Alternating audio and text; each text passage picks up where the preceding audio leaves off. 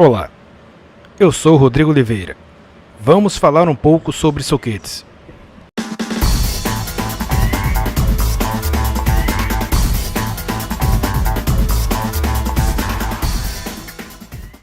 Vamos entender o conceito de aço, forja e fundição. O aço é uma liga metálica formada essencialmente por ferro e carbono, com percentuais desse último variando entre 0,008 e 2,11%.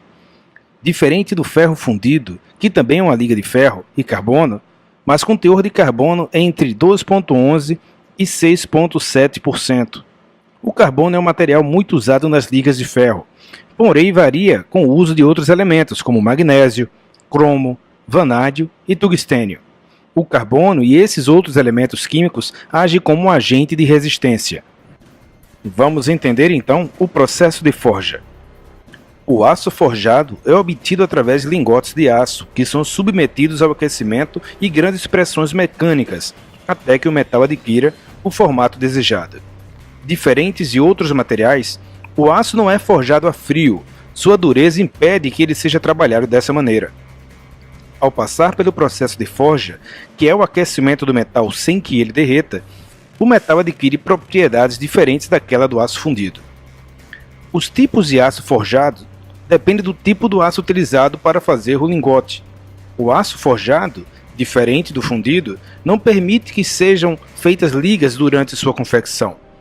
Antes da formação do lingote, no entanto, quando o aço esteve no estado líquido, é possível adicionar elementos para a formação de ligas, como níquel, molibdênio, entre outros. Dessa maneira, temos duas categorias principais de aços forjados: os aços forjados a partir do aço carbono ou a partir do aço liga. O aço carbono é uma liga de aço cujo elemento adicionado é o carbono, conferindo maior dureza ao material. O aço liga utiliza outros elementos que não o carbono, para conferir características diferentes ao material, ao exemplo do cromo, vanádio e molibdênio. O processo de confecção de uma peça em aço forjado é mais trabalhoso e custoso do que em aço fundido. No entanto, o material possui uma resistência mais elevada. Isso ocorre devido ao processo de manufatura da peça. A peça forjada é submetida a pressões que forçam o alinhamento dos grãos de aço em uma mesma direção, diferente do que ocorreria no resfriamento, onde o alinhamento dos grãos seria aleatório. A técnica de resfriamento acelerado do aço forjado é chamada de têmpera e confere ainda mais dureza ao produto final. Vamos entender agora o processo de fundição. Um metal fundido é quando aquecemos o mesmo até superarmos a temperatura de fusão. O metal passa do estado sólido para o estado líquido e podemos despejá-los em moldes e atingirmos as formas mais variadas. Este processo pode ser feito com qualquer tipo de metal, ferroso ou não ferroso. Uma característica interessante do ferro fundido e do aço fundido é que eles atingem níveis de dureza mais elevados do que o aço forjado, por conta da adição extra de carbono em sua composição. Característica interessante na confecção de ferramentas onde se exijam níveis de tensões mecânicas elevadas, porém mais quebradiças ao impacto. Outros aditivos podem ser incorporados à composição química das ferramentas, como por exemplo o cromo, o vanádio e o molibdênio. O aço cromo-vanádio. O cromo-vanádio é formado pela combinação de elementos químicos em diferentes proporções. O percentual de cada constituinte na formação é baseado nas características buscadas no produto final. Tipicamente, o cromo-vanádio contém uma quantidade de cromo entre 0,8% e 1,1%, e uma quantidade de vanádio que é de aproximadamente 0,18%. Inclui-se também 0,5% de carbono. Quando as proporções são alteradas, as propriedades gerais da liga podem mudar e ela se comportar diferentemente em certas aplicações. As propriedades físicas, químicas e mecânicas deste tipo de aço lhe dão características específicas de tolerância à carga, resistência à corrosão e dureza. O aço cromo-molibdênio.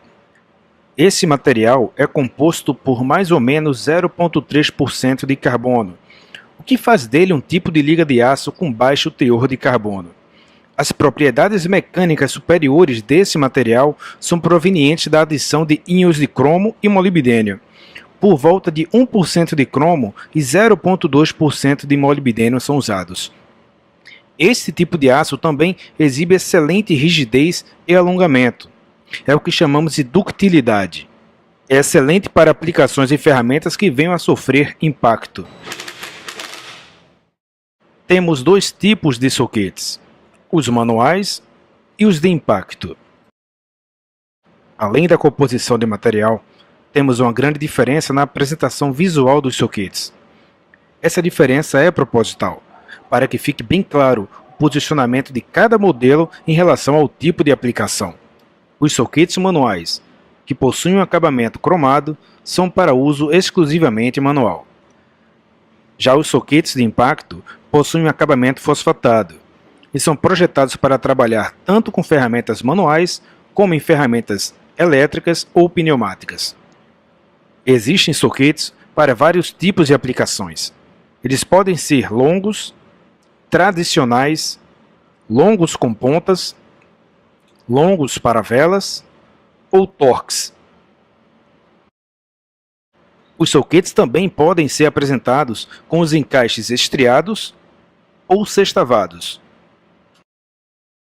Os soquetes do tipo sextavado têm como característica acomodar-se melhor nas 6 faces de um parafuso ou porca.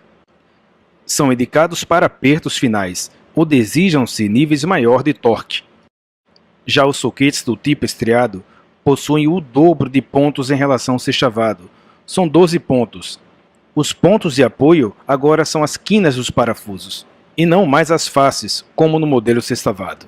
São mais indicados para situações onde não se possa trocar as posições tão facilmente.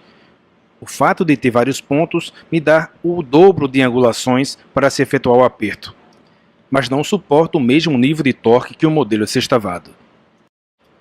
Os soquetes estriados da linha Stanley contam com o sistema MaxiDrive.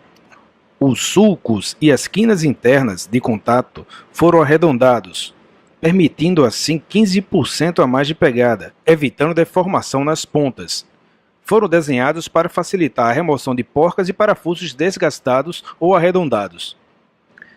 Um fator importante a ser considerado nos soquetes é a dimensão do seu encaixe.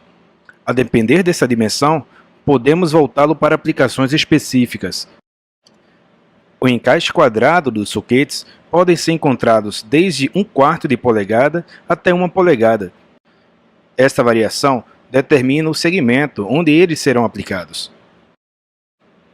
Seja com ferramentas pneumáticas ou com ferramentas manuais, a dimensão dos encaixes quadrados dos soquetes está ligada diretamente ao nível de torque que cada um aguenta. O encaixe menor aguenta torques menores, e o encaixe maior aguenta torques mais elevados.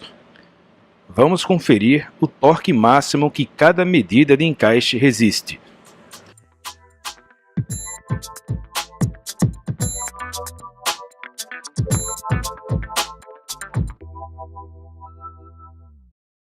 É importante frisar que a Stanley dispõe de soquetes com medidas em milímetros e em polegadas.